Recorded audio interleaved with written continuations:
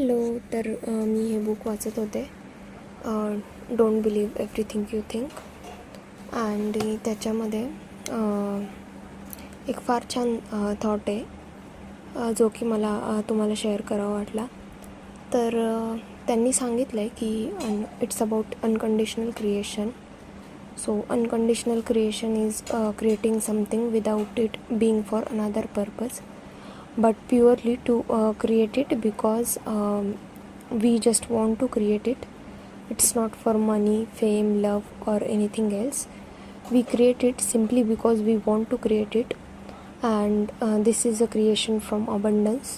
When we create from this state, we already feel whole inside, and all of the love we want to feel is what we are feeling in the moment.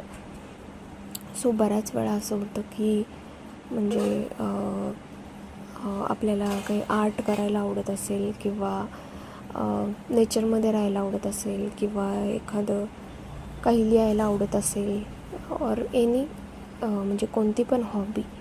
तर त्या हॉबीचा म्हणजे दरवेळी असा purpose नसतो की आपण म्हणजे ते शेअरच करावं, किंवा आपण म्हणजे मोठे सिंगरच व्हावं, किंवा म्हणजे लाईक आपण मोठे आर्टिस्टच व्हावं. तर just because we like to do it आणि आपल्याला छान वाटतं ते केल्यावर.